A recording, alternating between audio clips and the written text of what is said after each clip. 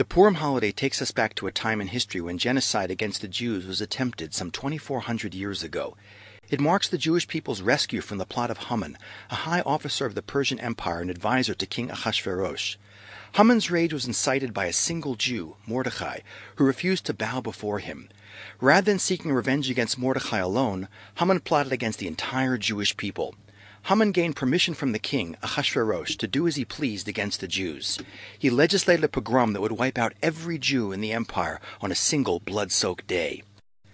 Haman cast lots to determine the day when he and his minions would destroy the Jews. In leaving this date entirely to chance, Haman's message was unmistakable. The Jews who believed in the providence of a beneficent God would be subject to the blind whim of fate. A casual roll of the dice would be the instrument that seals their end, while the God of the Jews would stand helplessly by. Haman's challenge came at a crucial point in history. His provocations were a test. Was God still relevant in the post-biblical age when open miracles were no longer common and prophecy was coming to an end?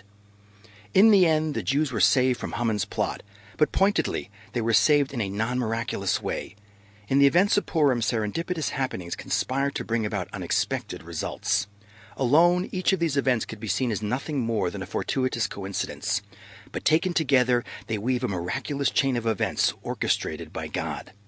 King Ahasuerus holds a spectacular 6-month feast in the capital city of Shushan. It just so happens that when Queen Vashti refuses to obey the king, he has her eliminated. And when a global beauty contest is held to replace her, it just so happens that Esther, a Jewish girl, is chosen. When palace guards plot to assassinate the king, Mordecai, Esther's relative, happens to overhear and foil the plot.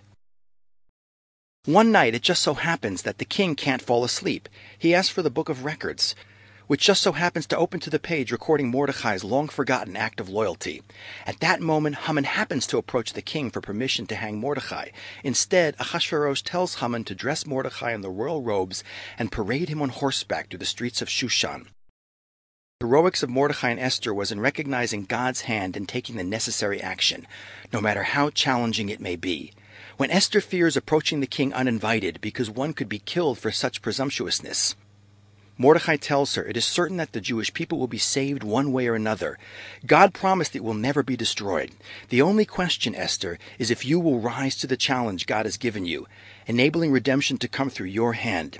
This is your big moment, the reason for which you were born.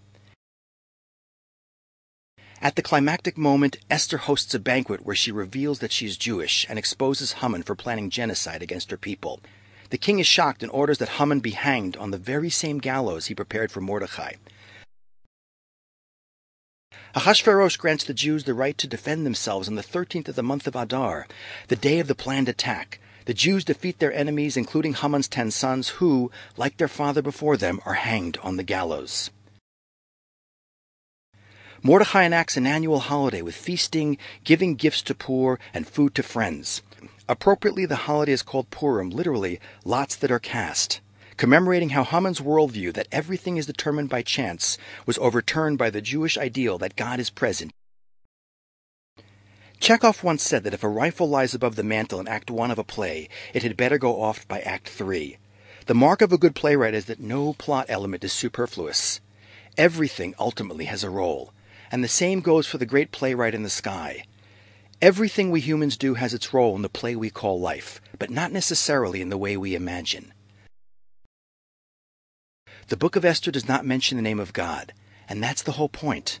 The message of Purim is that God is here even when he doesn't seem to be.